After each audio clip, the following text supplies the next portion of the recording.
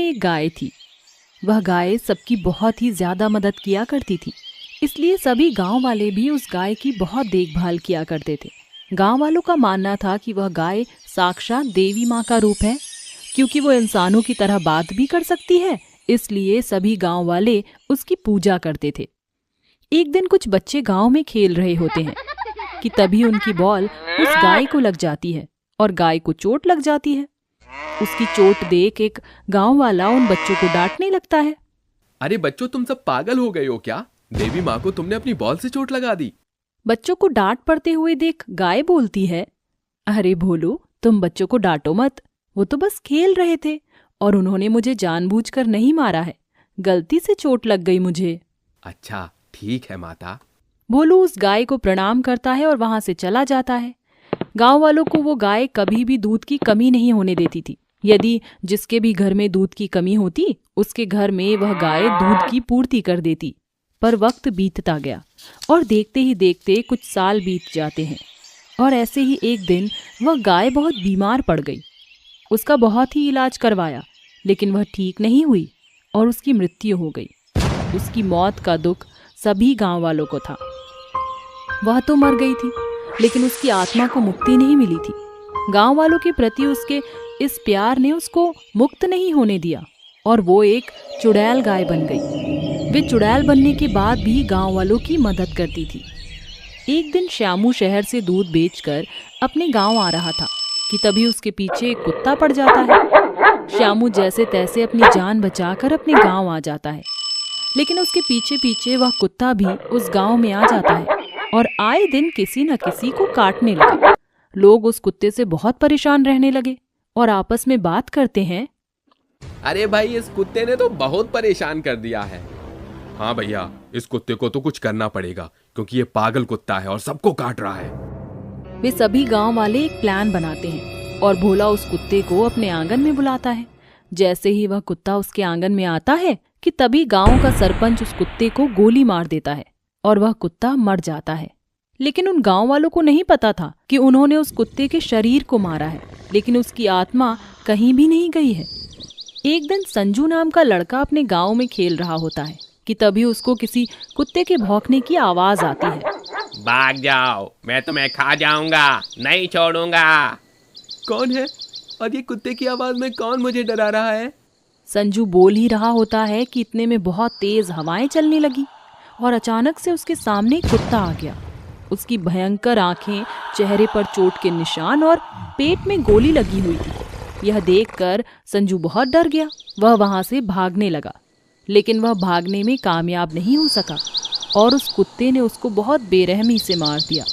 अगले दिन उसकी लाश सरपंच के दरवाजे पर मिली। लोगों को समझ नहीं आ रहा था कि आखिर उसकी मौत हुई कैसे। धीरे धीरे कुछ दिन बीत गए और आए दिन अब किसी न किसी की लाश वहां मिलने लगी। लोगों को समझ नहीं आ रहा था कि आखिर कौन इतनी बेरहमी से लोगों को मार रहा है। गांव वाले इकट्ठा होकर आपस में बात ही कर रहे होते हैं कि इतने में एक आदमी बोलता है, अरे भैया, तुम लोगों ने अपनी आंखों पर पट्टी बांध रखी है क्या? हमारे गांव में कोई जंगली जानवर है नहीं ना। भैया, तुम मानो या ना मानो, पर हमको लगत है कि हम लोग गौ माता को बचा ना ही पाए ना, इसलिए वो हमसे नाराज हो गई है। हाँ गांव वालों, हमें भी यही लग रहा है। पर गौ माता हमसे नाराज क्यों हुई है? हमने तो उनकी इतनी सेवा करी है, और अगर हम उनकी जान नहीं बचा पाए तो हमारी क्या गलती है? गांव वाले बात कर ही रहे होते हैं कि यह सब कुछ चुड़ैल गाय सुन रही थी और यह सुनकर गाय सोचती है, इन लोगों को गलतफहमी हो रही है, मैं तो इनकी मदद कर रही हूँ, लेकिन मैं इन गांव वालों को कैसे समझाऊं कि इस गांव में जितनी मौतें हो रही हैं वो मेरी वजह से नहीं, बल्कि वो भूतिया कुत्ता मार रहा है। मुझे उस कुत्ते का असली चेहरा सबके सामने लाना ही पड़ेगा। हे भगवान, मुझे शक्ति दो ताकि मैं उस भूतिया कुत्ते से सबको बचा सकूं। चुड़ैल गाय की यह बात सुनते ही वहां पर भूतिया कुत्ता आता है और उससे बोलता है, तू मेरा असली चेहरा कभी भी किसी के सामने नहीं ला पाएगी। इन लोगों ने मुझे कुत्ते की ही मौत मारी है, अब इस गांव में से कोई भी नहीं बचेगा। तुम अपने मकसद में कभी भी कामयाब नहीं हो पाओगे और ये मौत का गंदा खेल खेलना बंद करो। मैं तुम्हारा चेहरा सबके सामने लाऊंगी, ये मेरा वादा है तुमसे। कुत्ते और गाय की बहस सभी गांव वाले सुन रहे होते हैं कि तभी गाय को भगवान की तरफ से वरदान मिलता है और वो गाय सभी को दिखने लगती है। गाय को देखकर सभी गांव वाले चुड़ैल के सामने हाथ जोड़कर खड़े हो जाते हैं। तब वह गाय सबको बोलती है, मेरे सभी गांव वालों, इस गांव में जो भी मौतें हो रही हैं उसके पीछे मैं नहीं बल्कि वो पागल कुत्ता है जिसको तुम सबने मार दिया था। उसके इतना कहते ही वह भूतिया कुत्ता सबके सामने आ जाता है और सबको बोलता है, मैं एक कुत्ता था, तुम लोग मुझे डॉक्टर को भी दिखा सकते थे, लेकिन तुम लोगों ने ऐसा नहीं किया और मुझे कुत्ते की ही मौत मरने दिया। मारने के बाद तुमने मुझे यहीं फेंक दिया, मेरा अंतिम संस्कार भी नहीं किया और मैं अपनी मौत का बदला लूंगा। मैं किसी को भी नहीं छोड़ूंगा। मेरे गांव वालों, मैं उस कुत्ते को संभालती हूँ, तुम इसके शरीर को ढूंढ के इसका अंतिम संस्कार कर दो। उसके इतना कहते ही सभी गांव वाले कुत्ते के शव को ढूंढने लगते हैं। वहीं दूसरी तरफ भूतिया गाय और चुड़ैल में खूब लड़ाई होने लगती है और काफी देर तक भूतिया गाय और चुड़ैल के झगड़े के बाद अब गाय उससे लड़ते लड़ते कमजोर पड़ रही थी। कुत्ता अपने मुंह से आग निकाल रहा था, लेकिन फिर भी गाय ने हार नहीं मानी। आखिरकार गांव वालों को उसका मृत शरीर मिल ही गया और सभी गांव वालों ने उसका अंतिम संस्कार कर दिया। वहीं दूसरी तरफ कुत्ते के शरीर के जलने के साथ साथ कुत्ते को मुक्ति मिल गई और अब सब चुड़ैल गाय के सामने हाथ जोड़कर खड़े हो गए। ये देख वह उनसे बोलती है, आप सभी का बहुत बहुत धन्यवाद। आप सबने मेरी बातों पर विश्वास किया और भरोसा किया। माता, आपने हमें बचाया है। हम आपकी पूजा यूं ही करते रहेंगे जैसे करते थे। मुझे अब जाना होगा, मेरा समय पूरा हो गया। इतना कहकर वो सबको अलविदा कहती है और वहां से एक तारा बनके अपनी दुनिया में चली जाती है। वहीं अब गांव वाले भी खुशी से अपना जीवन बिताने लगते हैं। रात का समय था, चारों तरफ जोर जोर की हवाएं चल रही थी। बादलों से बिजली कड़कने की आवाज आ रही थी, मानो जैसे बहुत जोरों की बारिश होने वाली हो। तभी आकाश में एक भयानक चील चुड़ैल के ऊपर एक भयानक भूत बैठकर गांव की तरफ आ रहा होता है। बस कुछ ही समय में हमारा मकसद पूरा हो जाएगा। वैसा ही होगा जैसा हम चाहते हैं। देखो देखो, वहाँ छत पर एक बच्चा अपनी बॉल से खेल रहा है। हमें अपना शिकार मिल गया। गांव का एक बच्चा अपने माता पिता को बिना बताए अपनी छत पर बॉल से खेल रहा होता है, जिसका नाम करण होता है। आज तो मैं छत पर खेलूंगा। वैसे भी मम्मी पापा मुझे बाहर खेलने नहीं देते। तभी चील चुड़ैल और भूत करण के सामने आकर खड़े हो जाते हैं, जिन्हें देखकर करण की सिट्टी पिट्टी गुल हो जाती है और वो बहुत डर जाता है। भूत, चुड़ैल, हे भगवान, ये तो चील चुड़ैल और भूत है। ये तो मुझे खा जाएंगे, ये मुझे नहीं छोड़ेंगे। बच्चा नीचे जाने के लिए चिड़ियों की तरफ भागता है, लेकिन इतने में चील चुड़ैल उसे दबोच लेती है। कहाँ जा रहा है हमसे बचकर? तू कहीं नहीं जा सकता। चुड़ैल, मुझे छोड़ दो, जाने दो। मैंने तुम्हारा क्या बिगाड़ा है? तुम हम बच्चों को क्यों मारती हो? पता चल जाएगा, तुम्हें बहुत जल्दी पता चल जाएगा। चील चुड़ैल करण को मार देती है, जिसके बाद वो उसके शरीर से उसकी आत्मा खींच लेती है और उसकी आत्मा को कैद करके अपने साथ कब्रिस्तान के अंदर ले जाती है। उस कब्रिस्तान में पहले से ही कई बच्चों की आत्माएं थी, जिसके बाद चील चुड़ैल और भूत सभी बच्चों की आत्मा इकट्ठी करके कब्रिस्तान के अंदर उन्हें पढ़ाते हैं। हम अपनी मंजिल के बहुत ही करीब हैं। बस एक बच्चे को और मार के उसे भी कब्रिस्तान में लाकर पढ़ाना शुरू करें तो हमारी मंजिल हमें मिल जाएगी और हम आजाद हो जाएंगे। सही कहा तुमने, हम अपनी मंजिल के बिल्कुल पास हैं। अगले दिन करण की माँ सावित्री करण को यहाँ वहाँ ढूंढती है, जिसके बाद सावित्री को उसकी छत पर उसका मरा हुआ बेटा दिखाई देता है, जिसे देखकर वो फूट फूट कर रोने लगती है। हाय राम, ये मेरे बच्चे का इतना बुरा हाल किसने किया? किसने मेरे बच्चे को मार दिया? सावित्री को रोता हुआ देखकर गांव के सभी लोग उसकी छत पर इकट्ठा हो जाते हैं। तभी एक काकी कहती है, मुझे तो ये काम चील चुड़ैल और भूत का लग रहा है, क्योंकि गांव से बच्चे गायब वही कर रहे हैं। हाय राम, अरे काकी, मेरे बच्चे ने उस चील चुड़ैल और भूत का क्या बिगाड़ा था जो वो मेरे बच्चे को मार कर चले गए। बेटा, बिगाड़ा तो किसी भी बच्चे ने नहीं है। वो चील चुड़ैल और भूत गांव के सभी बच्चों को मारते जा रहे हैं। तभी एक और औरत रोते हुए कहती है, बहन, मेरी भी बिटिया को उस चील चुड़ैल और भूत ने मार दिया। मुझे भी उनसे बदला लेना है। वो दोनों गांव के सभी बच्चों को मार चुके हैं। अब बस एक ही बच्चा बचा है। हम सबको इसका ध्यान रखना होगा। उस रात सभी बारी बारी से उस बच्चे का ध्यान रखते हैं। रात के 3 बज जाते हैं और तभी सब लोग सो जाते हैं और चील चुड़ैल हवा में उड़ते हुए भूत को अपने ऊपर बिठाकर गांव में ले आती है, जिसके बाद मौका देखकर उस बच्चे को दबोच कर ले जाती है और मार देती है। जिसके बाद वो बच्चे की आत्मा उसके शरीर से निकाल लेती है और उसे अपने साथ कब्रिस्तान ले जाती है, जहां पहले से ही और बच्चों की आत्मा मौजूद होती है। आखिरकार हमने गांव के सभी बच्चों को मार ही दिया। चलो अब इन बच्चों को मिलकर पढ़ाते हैं। चील चुड़ैल और भूत दोनों मिलकर मरे हुए बच्चों की आत्माओं को कब्रिस्तान में पढ़ाना शुरू कर देते हैं। जिसके बाद गांव के सभी लोग तांत्रिक बाबा को लेकर कब्रिस्तान पहुंच जाते हैं। ये सब देखकर तांत्रिक बाबा चील चुड़ैल और भूत से पूछता है, तुम दोनों ने इस बच्चे को क्यों मारा है?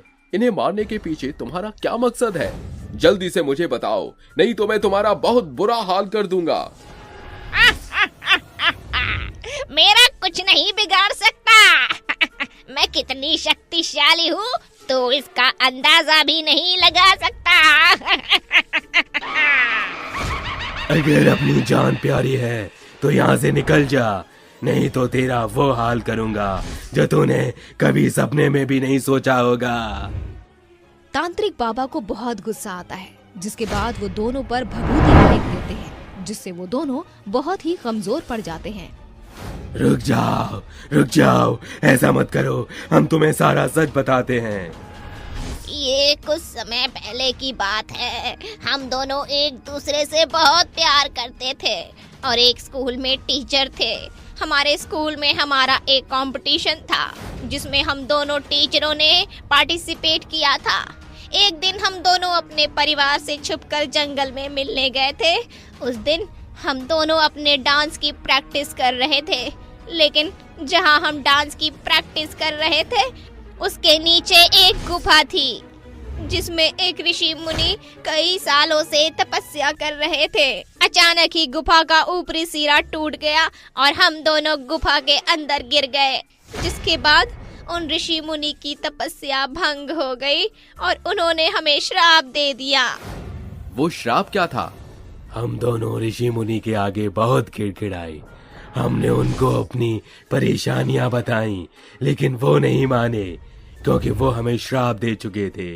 उन्होंने मुझे इंसान से भूत बना दिया और मंजू को एक भयानक चुड़ैल बना दिया। उन्होंने कहा था कि जब तक हम गांव के सभी बच्चों को मारकर उन्हें पढ़ाएंगे नहीं, तब तक हमें इस श्राप से मुक्ति नहीं मिलेगी। हम बस मुक्ति पाना चाहते हैं, इसलिए हम गांव के सभी बच्चों को मारकर यहाँ कब्रिस्तान में पढ़ा रहे थे।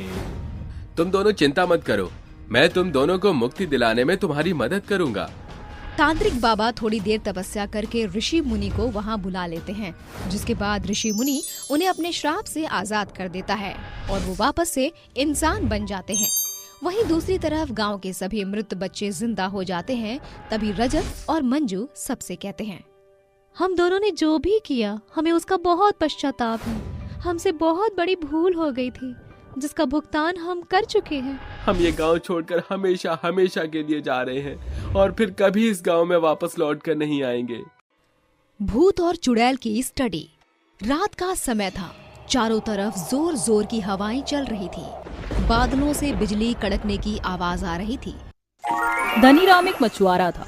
वह अपने मालिक शिवा के लिए काम करता था। शिवा एक बहुत ही बड़ा मछुआरा था। उसके अंडर काफी मछुआरे काम किया करते थे।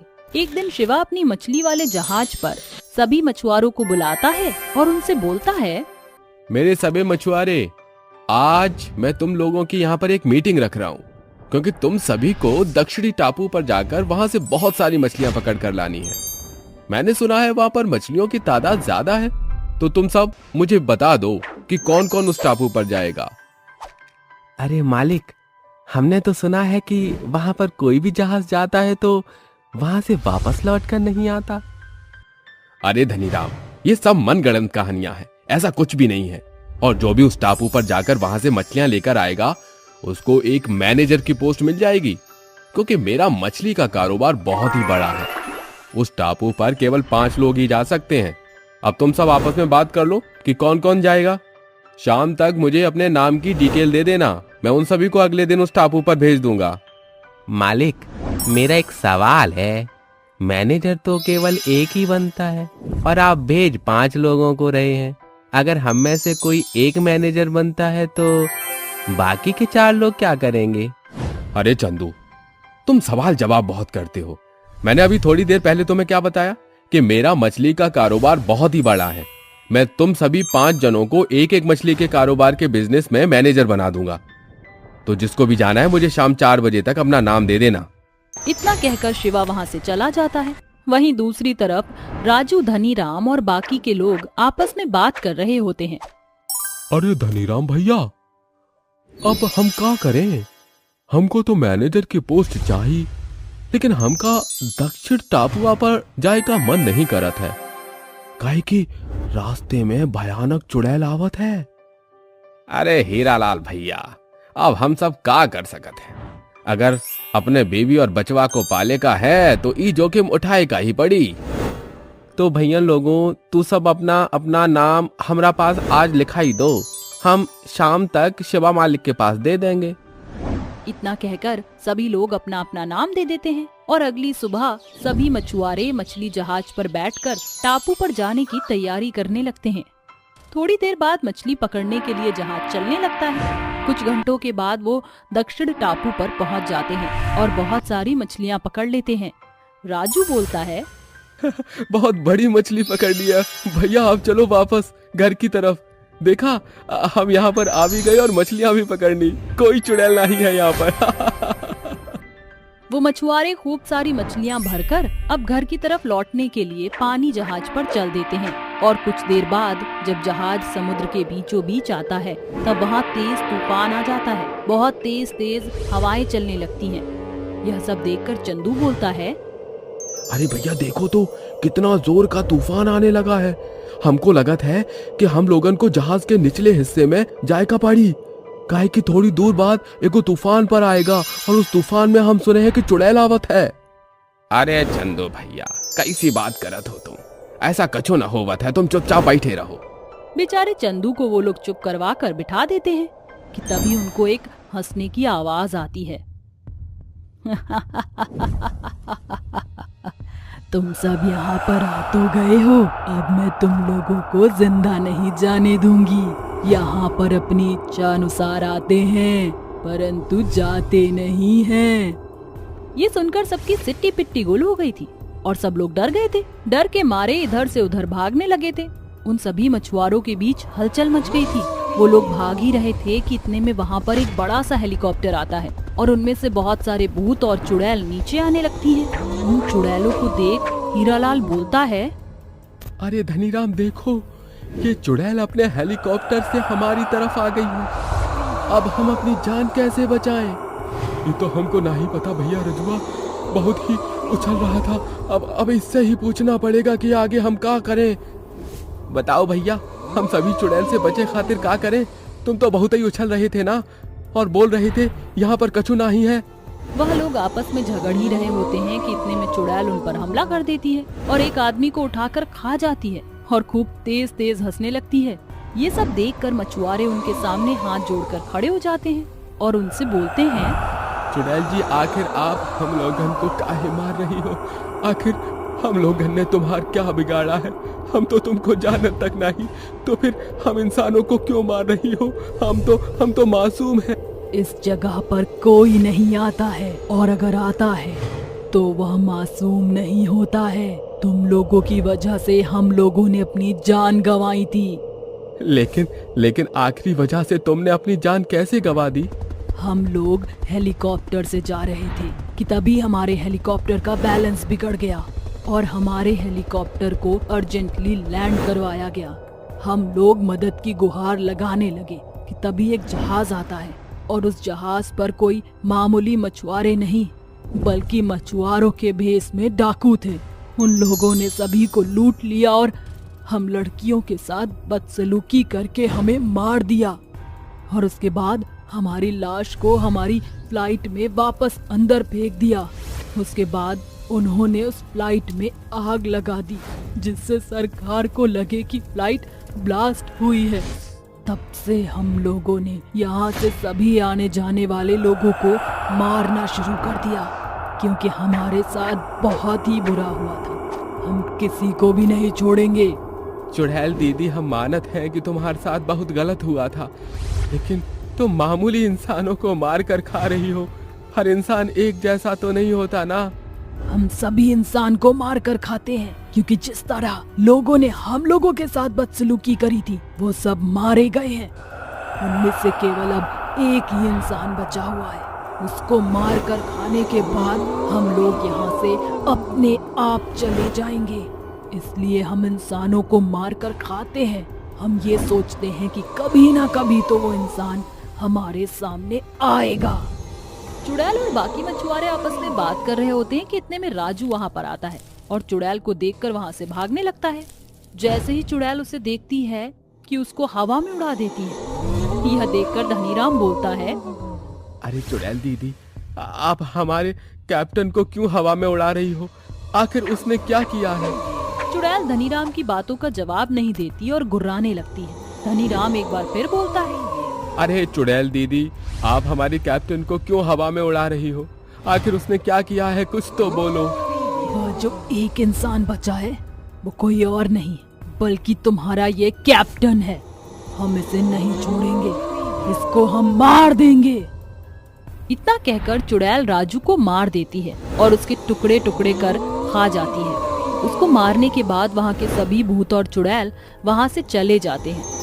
वहीं दूसरी तरफ धनीराम, चंदू और हीरालाल उस पानी के जहाज को लेकर वापस अपने घर की तरफ लौट जाते हैं।